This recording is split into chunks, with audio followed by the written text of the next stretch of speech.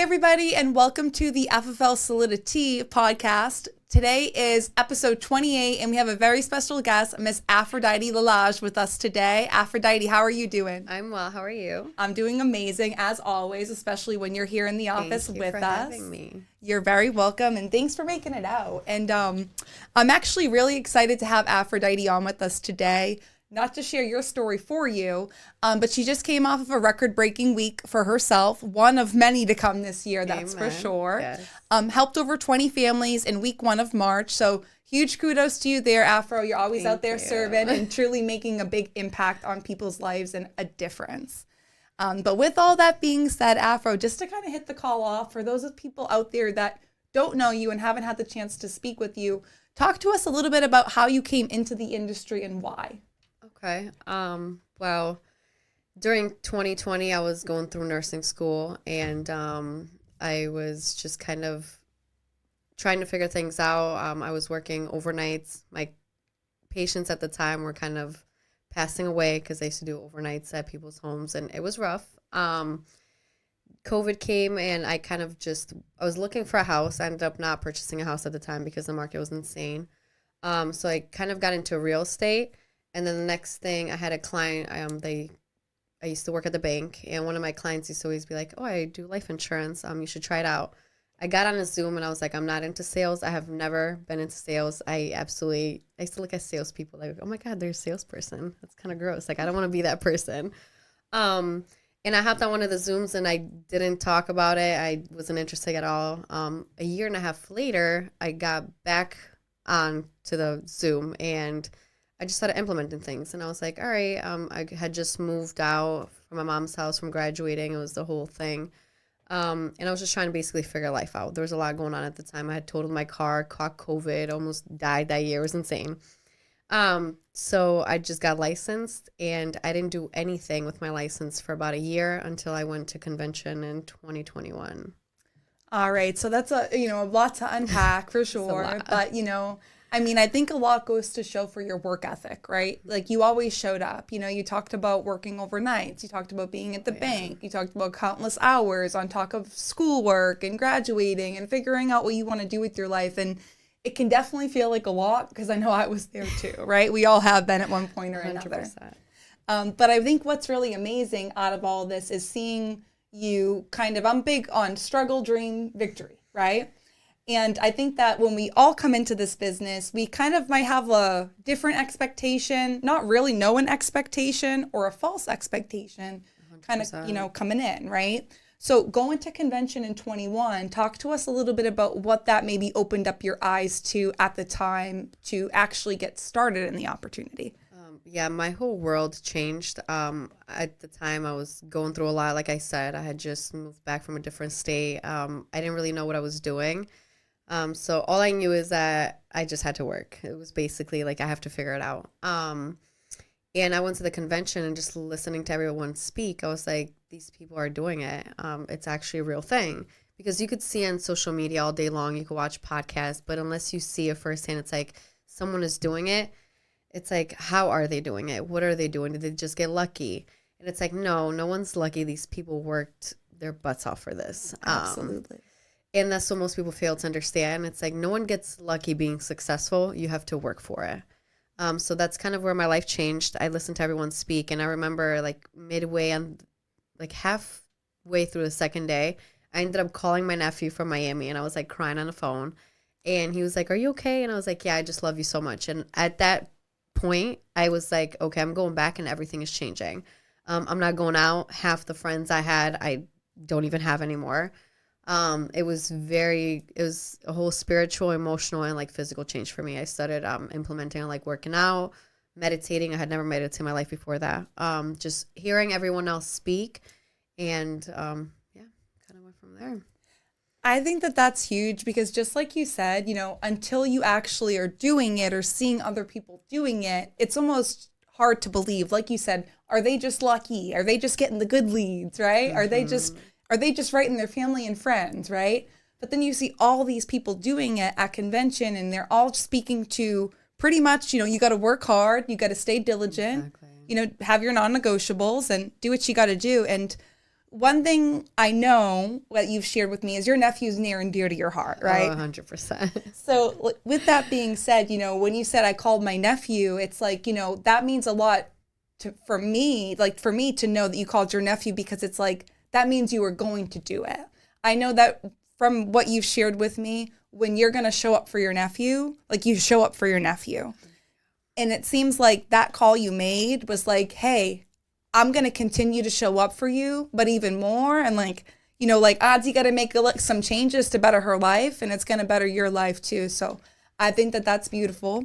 And then coming into the business, and just kind of getting started, getting your feet wet, it's not always pretty. Is that fair to say, Afro? Yes. Like, it's supposed to be messy, guys. Like, it shouldn't look that pretty your first couple weeks, right? But as long as you're learning through each and every day, which you did, right? Every day wasn't easy. Is that fair?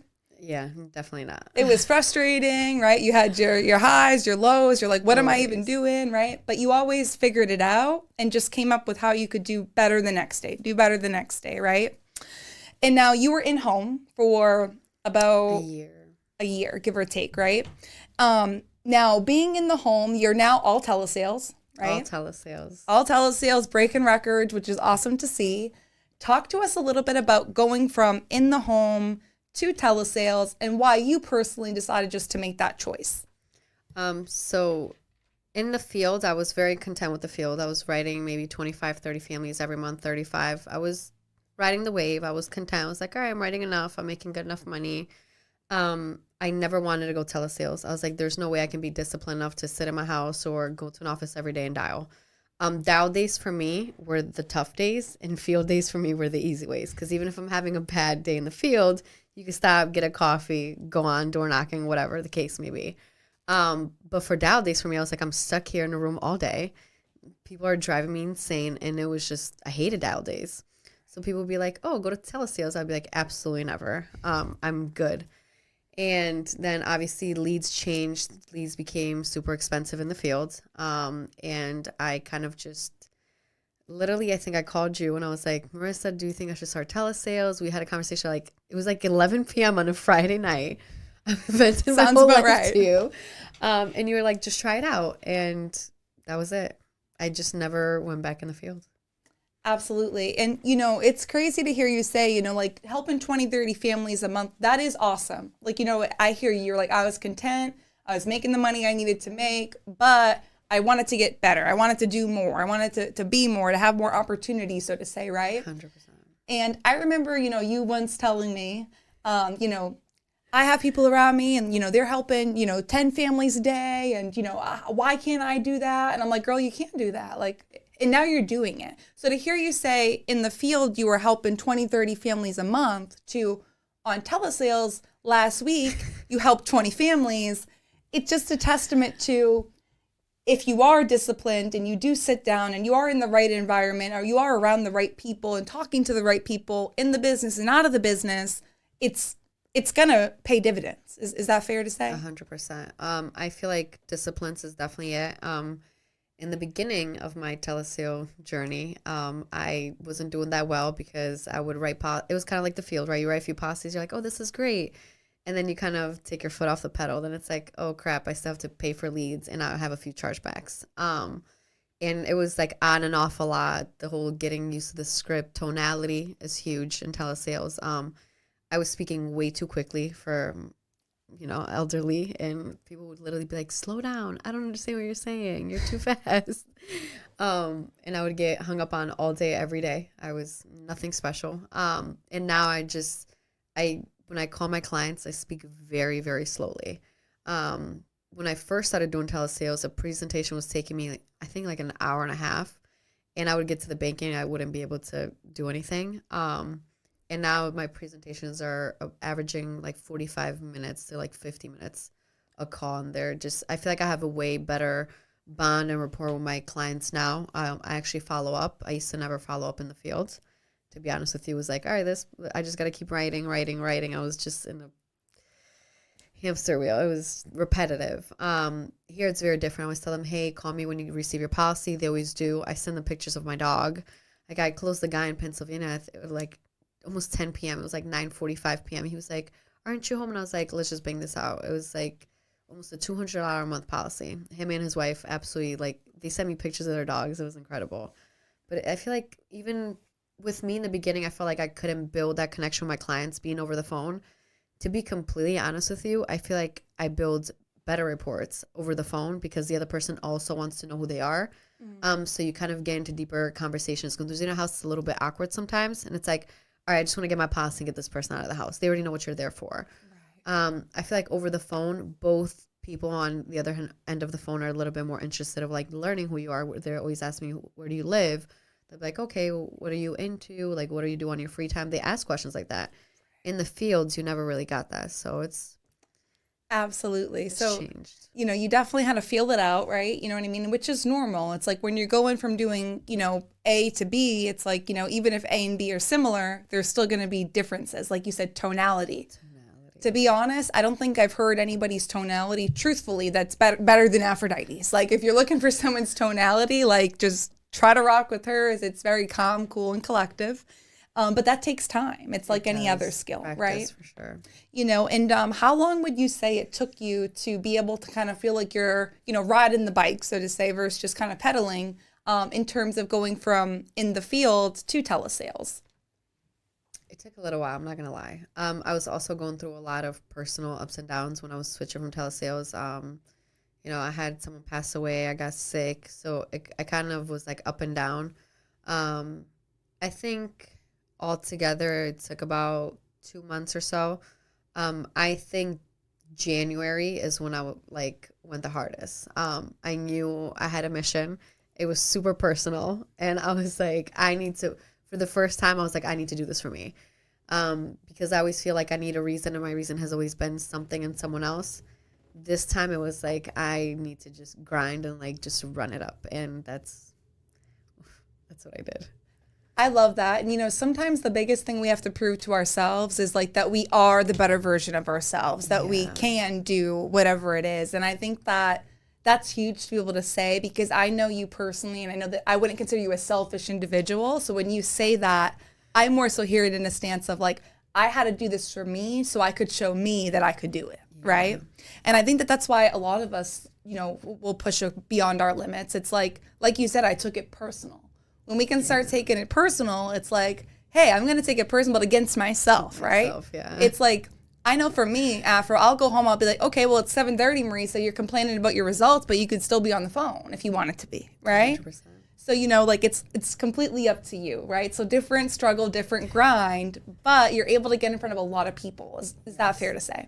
100%. I just focused on like disciplines, and I've had a lot of people lately ask me like, how did you write, you know, 50K in January? And it was, for me, it was like, I literally was dialing from like 8:30, 9 a.m.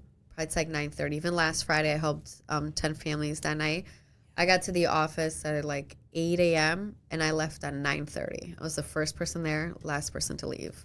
And would you say like during those hours that you're like hanging out like for like 3-4 hours and you're just like kind of like in the office, like doing your thing, wasting some time here and there? Or would you say like you're literally like calling your leads, trying to get as many reps in as you can? My goal personally is I try to get through 10 presentations a day. Because even if I don't get to 10, it's like, all right, even if I get through 5 or 8, it's a numbers game, right? Yeah. Someone has to pick up. There's always going to be a yes in one of those leads. Like, yes, I just need the policy, give it to me. So even on my worst days, it's like, all right, if you do the work, there's no way you're not getting at least one policy.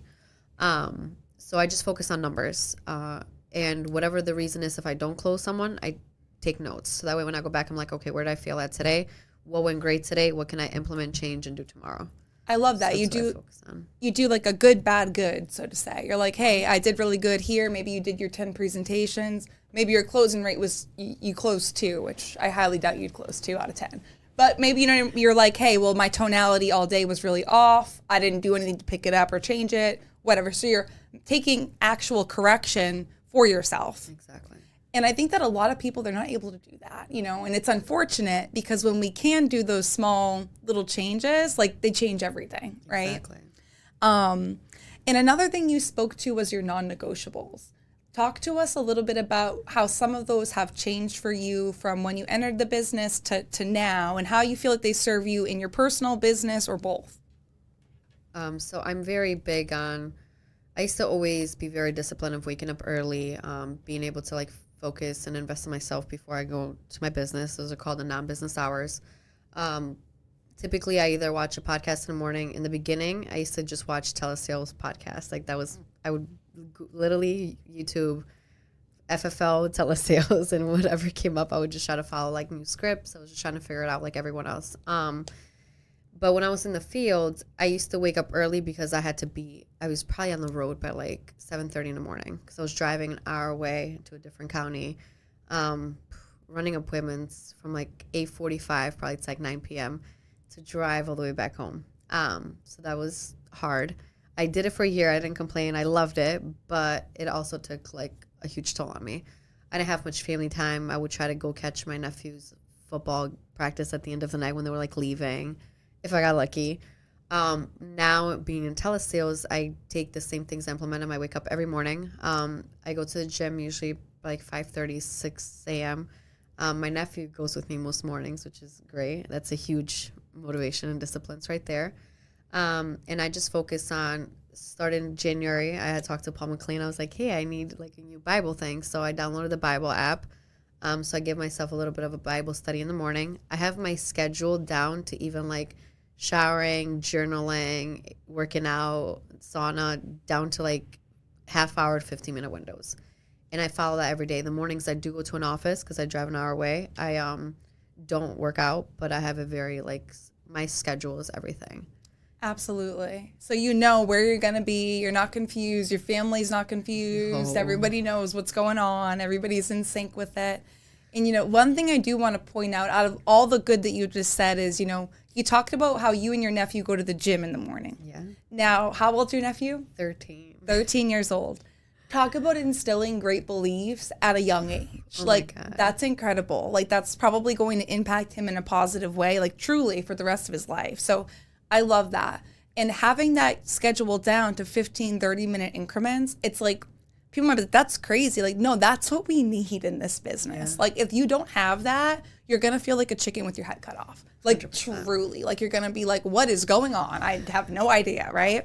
So I think that that's key. And I think also, like, being able to implement new things into your life, right? Like you said, you know, like the Bible app, right? Or journaling or working out, whatever it might be, you know, for somebody else out there listening. It's like, implement that small action because you don't know what that small action is going to trigger for other positive actions, right? Exactly.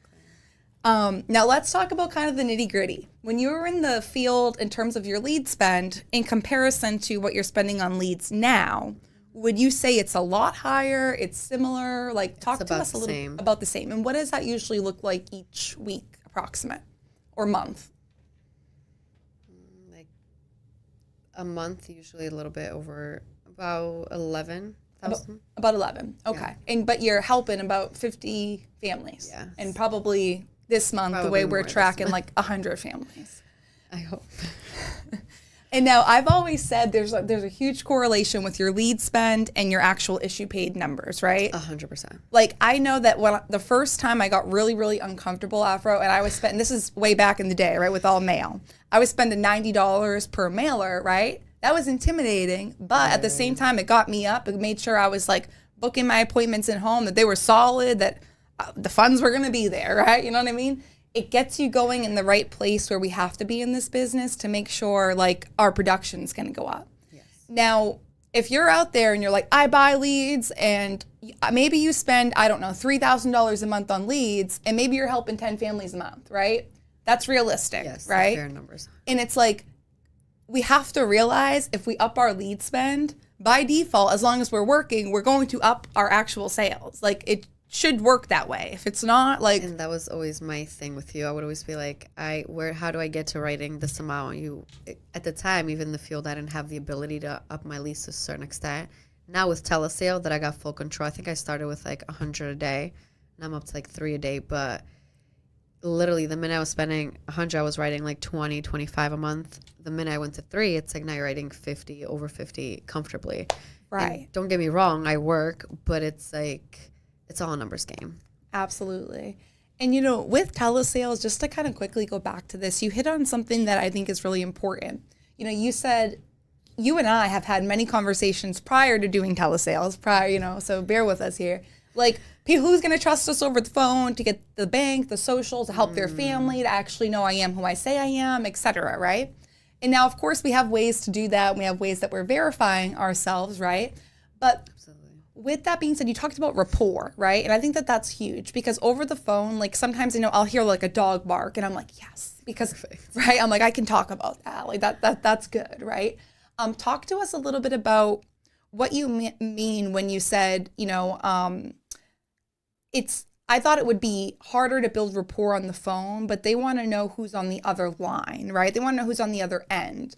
Like, what do you feel like your client really wants to know about you? Like where you're out of. How do you explain, like, for example, I'm out of Connecticut, but you're in Pennsylvania, like, as an example? I don't get that rebuttal that much. Right. But usually if they say, oh, where are you located? I always tell them, hey, I'm in Connecticut. They're like, well, why are you calling me? I'm like, well, it's 2024. To be completely transparent with you, we're not even allowed to go into homes like we used to be anymore. I send them a link with my credentials. On there, they could see all my state licenses. I have a picture of myself with all the carriers. So I usually tell them, hey, click on the link. The most important thing on there is my NPN number. This will show you under the state website that you're speaking to an active and licensed professional appointed to you directly. Love it. And you don't get that a lot. No, I do not. And I tell them, I'm like, in order for me to be able to legally proceed, I need you to fully verify me. I do not start an appointment over the phone unless they have me fully verified with credentials. And what does that mean to you? Because in terms of so if we're on the phone, like, how am I fully verifying you as the client?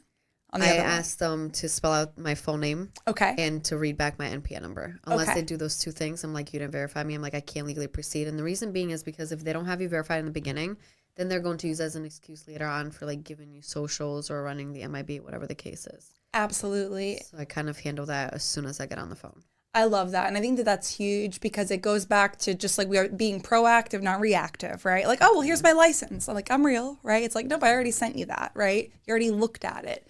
And I think it also makes sure that the person's on the same page as you. You know what I mean? Above everything. It's like, if I'm on the other line and like I just have you on mute, like, I'm like, yeah. And then I'm on mute, like, yeah, okay. Like, it's like, I'm not listening, right? Like, but now if I'm like, okay, I spell your name back to you, I give the NPN back to you, hey, now she's with me. Like, she's listening, right? And I think that's important too. I know when I got into telesales, like, my first few appointments are really messy. Hey, like, guys, like, they're supposed to be. It's nothing to be ashamed of, right? Ooh, that was but, like, I remember being like, John, are you there? Like, hello. Like, hello? Like, did it get disconnected? Right? And I think that that's huge, just making sure people actually verify you. Now, I used to go, like, way too far. I'd be like, now, Aphroditi, I need you to go on the state website. I need you to type it. And they're like, oh, my God. Like, this girl's going to be like this the whole time. Like, right off the rip, right? And it's like, don't over verify, right? Just like Afro said, I love that. Healthy balance. Healthy balance, exactly. Like, name, NPN, maybe shoot that license over in a message, that website, whatever it is, and that's it. No reason to go any further unless, of course, your client's asking, hey, how do I look? And I don't overdo it. I don't make it seem, I kind of am super nonchalant about it. If they're like, oh, where are you from? I'm just like, hey, I'm just the medical underwriter appointed to you. Here's my license. Boom. I just carry on nonchalant. Right. And I love that. Like, it's 2024. And like, that is like the thing, guys. It's like, I do my car insurance. I do every insurance that I have over the phone. Like, when I think about it, like, my car. Banks, like, there's Bank of America, everything's ATM now. I don't even think you could walk into a Bank of America. Not in Connecticut anymore. Like, I wouldn't be shocked, to be honest. It's like, you're right. It's like telesales for the bank. You know what I mean? Like, we use the ATM. It's the same concept, right? So it's and it's great too because we can help people across the country. So kind of to your point with leads, it's like you don't ever see yourself having a lead problem. Like, would that be fair? No. When I was running in the fields, I had Connecticut and Massachusetts. I think now I'm at like over 20 states, maybe even 30 states. Like, with your non-residents, right? I'm pretty sure I have them. Like, I have a lot. Yeah, and it's like, guys, like that's the beautiful thing about telesales and just how you can serve and help more families and also just be more debatably productive with your time. In your scenario, you're a lot more productive with your time, so that's great. You can literally work from anywhere. And you can work from anywhere. Game changer. Yeah, I think, there's been so many people that go on like trips, they're away, they're, and during their vacation, they work half the week, the other half they vacation. Exactly. It's like, that's a beautiful thing. And in this industry, I always say this, like, it's not necessarily just about the money that we make or the families that we help, although I love helping people and I love the money that we make. Yeah. But really, what at the end of the day, it comes back to is like, what are we able to do with that, right? Like, we could help the whole world, I wish, well, hypothetically, but we could if we put our minds to it, you and I could. But it's like, what is the long-term goal, right? And I think like it really opened my eyes to, okay, the long-term goal is to be able to help people from literally anywhere. Like you could be in another country helping people. You're just not in the country, right? No big deal. And you could be at the park, you could be with your kids, you could be with your dog, like you could literally be doing anything. And I think that that's huge too, because it allows people to have that freedom of, okay, maybe you have a kid, maybe you have a dog, maybe you have whatever it is that you have to commit to, but it allows you to still be able to show up. And I think that that's really important. And I think being in the field was also because like once you're in the field, you can't just stop your appointments midday and like, do whatever you want. With telesales, like, say, for example, I need to show up for my nephew or even like have an appointment for myself. It's like, all right, I'll just block off my schedule for 2 hours, go take care of this, back to telesales. So my life has changed a lot because I feel like even for my mom, my parents, my family, I could just be there more present. And it's changed a lot because I feel like I used to always miss my family. I used to be like, all right, just have Sundays. But then it's like you got to cook, do laundry, clean. You're getting ready for Monday. Your day's gone. So now I feel like you have that time in between, so to say, too. Absolutely. Or you're more around. More time. Absolutely. And that's huge. Yeah. That's huge. I love it. And in telesales you help 20 families in a week. So you're obviously saying and doing something right. You're working predominantly veteran final expense. Yep. Okay. And what do you feel like would be the biggest thing or things that contributed to you going from helping 20, 30 families a month to helping 20 plus families a week? Just like the field, you basically dial, you book your appointments, and you try to close them. I just feel like obviously now with the lead flow that I have way more people, more veterans to speak with, it's all a numbers game. Can I pause you right there? Now, with you having those numbers working in your favor, do you feel less like, I need to close this? Like, no. Okay. So like, you know what I mean? Like, yeah, in the field, it was very stressful. It's like if I walked through this house, I was kind of focusing on the sale. Mm-hmm. On the phone, I'm very like, I feel like it's changed a lot because now I'm like, okay, can you please tell me why you need this? And if they tell me, hey, I have a policy of $50,000, I'll be like, okay, and what made you think that's not enough to cover your burial? What was I'm like, well, tell me what you were thinking when you filled out this form so that way I can help you. And I don't speak. I let them tell me their why. I don't try to kind of go, like the field. It's very different. I think that that's huge because if somebody can just flat out say, well, hey, I have $50,000, but I wanted that to pay off, my kid's student debt. Exactly. So I want to make sure my final expenses are taken care of as well as my kid's student debt or as well as my whatever it might be. You're basically saying, hey, John, I understand you got some insurance. Help me understand why we're even on the phone today. Yeah. So you're not really going to proceed until they can tell you why you're on the phone. Yeah, I kind of turn it on them. I love that. I'm here to help you, so just let me know what you need me to do for you so that way I know which way to go. Absolutely. And I think that that's huge because when you can change it to, I'm filling in your why to this is why you filled it out and you're the one that told me that, it's extremely powerful. It's like you can't go back on what you said. Yeah, I feel like it takes the pressure off of you as the agent a lot because it's like now you're not trying to force a policy down people's throats. I feel like in the field it was more kind of like trying to, but doing a telesales, they know why they filled out the form, and most people they know what they need. Like I've had many veterans be like, okay, I have this $50,000, I want to leave that for my family, just cover my final expense, or the other way around. Right. So they're very forward with what they need. They're very disciplined. They show up to their appointments. Thank God. So it's I love them. Beautiful. Now, in those days, because we all have them, right? After where you're like, I just really don't want to do this today, or like it's 1:00 and you're like, dude, I just want to leave, like whatever it is, right? Like in those moments, what are some things that you have truthfully done or do, if anything, that you're like, I'm going to stay here at the office, or I'm going to stay here dialing, or maybe I'm going to take a 10-minute beat and I'm going to come back. But like, what makes you come back? So for me personally, obviously we're humans. And just like I was talking about tonality, there's certain days, obviously we all go through it. No day's perfect. No one has a perfect life. You can write 100,000 a month. You can write 10,000 a month. You're still dealing with the same objections. We're still people. You deal with emotional things, whatever. Mentality is huge. Because your mentality and tonality will kind of, so even when I have bad days for myself, I don't know, I guess I'm kind of a psycho. When I have tough days, I kind of focus on grinding more because now I'm like pissed. So I'm like, all right, I need to produce. If there's anything that I can't control, I can control my grind and my numbers. So like my business to me is kind of takes my anxiety away from all the things that I would have going on in my personal life. So if I'm ever having a bad day, if I, my nephew or my mom, whatever, I'll be like, I just have to work today. And I'll just put my phone in D&D. I'm like, do not text me. I'm just going to work. Now, if obviously work is rough because no one has a great day there either, I just kind of take a mental break. So I'll take my AirPods off. I'll walk away. I'll go outside. I'll breathe for a little bit. I'll go get a snack, healthy snack now. But and you just got to get back to it because at the end of the day, you still have to show up for you, yourself, and your family. Even if you're not doing it for your clients because you don't love it, which I think if you don't love what you're doing, probably shouldn't be doing it. But no one has best days and great days every day.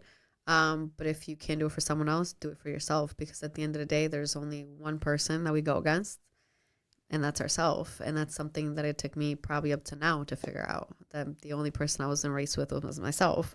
Like, remember last year, I was like, would you ask me, like, do you think you're going to hit Hall of Fame this year? I was like, absolutely not. You asked me in a podcast, and I was like, no, don't ask me that question. This year, I'm like, there's no way I'm not hitting Hall of Fame. So it's like, why have I doubted myself this long? It's just sad that it's like your mentality is really everything they build around you. I love that. And I think like if there's one thing anybody can take from this podcast, like rewind it and just go back to those that last paragraph, because it's so true. Like your mentality is going to dictate what you do, what you don't do, like if you get up, if you don't, if you're going to feel bad for yourself, if you're not, and so on and so forth. And I definitely know personally that you're not the only person that struggled with that, because I did too. I think that we all do. And when we can realize like it's literally us versus us, no matter who else is involved in the equation that day, it's in this business, it's us versus us. You are going to start winning, or you're going to just say like, I can't be in business for myself. It's going to go one way or the other, right? And the day that happens, it's beautiful because it's a defining moment. I'm not saying it's beautiful because people are out of the business, but if, like you're saying, you're not meant to be in the business, then don't be, right? So I think that that's huge. And I just give you so much credit because I know that things are going on at home. I know there's different things going on in everybody's life, just like we talked about. 100%. But it's like you focus back on work and you go back to the grind. So almost like you allow that anger, fear, whatever you want to define it, to fuel you versus to take away from you. And when you can start taking, that anger, fear, whatever it is, that bad energy and turning it into a positive energy, it's like you're just pushing the fear away. You're just pushing the doubt away. You're just, whatever it is, you're just pushing it away. And that's huge because when you do that, it's like you're frustrated, right? Okay. When you can turn the frustration into, I helped Tom, Mary, and Bill today, it's like, okay, like we ain't even frustrated anymore. Like fine. We're fine. We're good. We did the business, right? The other things will work themselves out. Sometimes everything. Amen. Exactly. So I think that that's huge, and just being able to see you and hear you. Like you said last year around this time, you were like, "Don't ask me if I'm gonna hit. I'm not gonna hit it." And I'm like, okay, like. In my head, I was like, she could definitely hit it. Oh, I just wish she could. I wish she could see what I see in her. Yeah. However, this year, it's like you're gonna hit it by default. You're going to hit it with your eyes closed, right? Because you're just moving. You have that, once you have that, essentially emotion. Yeah, it's like you got it under control. You got it under control. You're moving right along. And I think that that's beautiful because you pushed a snowball up the hill. And guess what? You're always going to be pushing that thing up the hill. I promise you that. But some days are going to be a lot easier than others, right? So you've definitely figured it out, more than figured it out on the personal producing side. You are a high level producer. No doubt in my mind that you won't ever be shy of 40 families a month, like no doubt. And no doubt you will absolutely surpass Hall of Fame. But before we kind of wrap up, Any tips that you'd give to anybody out there that's in the industry, that's brand new, that's anything that you'd give as a point that maybe we haven't hit on? Honestly, I don't know if I should be using Nike's line, but you just have to do it. At the end of the day, it's about disciplines. Mentality is huge, and just holding your own self accountable. Because at the end of the day, I can sit here and call my new agents every day and be like, hey, Dial, if they're not holding themselves accountable and wanting it for themselves, if they don't have a why, it's not going to work out. You just need to show up for yourself and know why you want to do this and why you need to show up and do it every day. Absolutely. I couldn't agree with that more. And like you said, any agent out there that's new, or you've been in the industry for 2 years and you're not picking the phone up, it's like your upline can't make you do it. That's honestly all I can say to anyone, because I used to be the person to watch a podcast and be like, okay, how's this person doing this? And you just have to do it. You just have to work. And even if you're doing well, don't take your foot off the pedal and just kind of go back to relaxing, because there's going to be way too many ups and downs, and riding the wave is just difficult in this business. Definitely need to put it in motion, and just once it gets going, once it's in motion, keep it in motion. Don't stop there. Exactly. You keep pushing that snowball. You can't lose. Absolutely. So. And it gets easier and easier and easier 100%. To a point. But I love that. And just to kind of wrap up, and I always do this. So we're in March of 2024. Yes, we are. Okay. It is March 19th. I knew I was right. I had to double check though. We're March 19th. So to wrap up 2024, what are some of your goals, whether it's personal, it's in the business, or both? Ooh, okay. So my goals in the business is obviously Hall of Fame, which is not going to be an issue. I want to start growing. That's my next goal, is I want to build a team, but I also want to build like a culture team. So I want I don't want to say younger people. I don't know if that's okay to say. I just want like a younger crew that grinds and that's like cultured, and we all just grind together, have the same energy. Something, because energy to me is everything. So I want like outgoing, funny people. So I want to focus on growing, which I'm still working on figuring that out. And personal, I just want to get like healthier and get more into obviously working out and eating healthier. That's my goals for the year. I love it. And no doubt it's like, if I'm listening to this podcast and I'm wanting to get started, I'm like, okay, like how do I call her, right? I'm like, how do I get started, right? That's my goal. I think that your goals are great. No doubt you're going to hit Hall of Fame 2024. You're going to very well surpass that if you ask me anyways. And then building a team too. It's like, if I'm out there and I'm looking into this opportunity, like truthfully, I'm like, okay, I would want to work with her because she shows up for herself and for other people. She goes to an office, she's doing the right thing. She knows what it looks like to kind of not do the right thing and fix it, right? Because I think that's important too. And I know I myself have been there. I think everybody who's doing well has, right?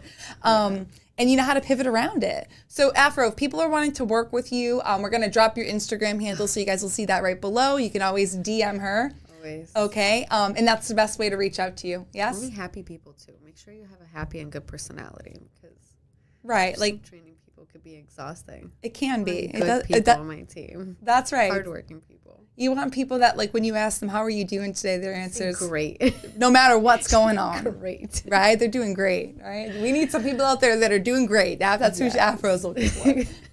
Right.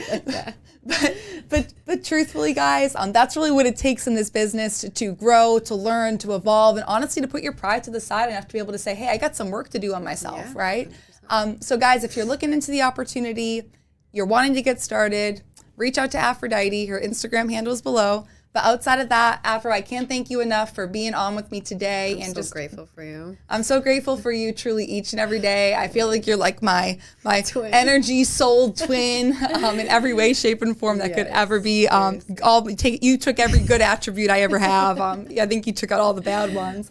But with that being said, thanks so much for being on with us today. I appreciate you. Me. Of course, I appreciate you every single day. So thank you, and let's kill 2024. Always. Bye, guys.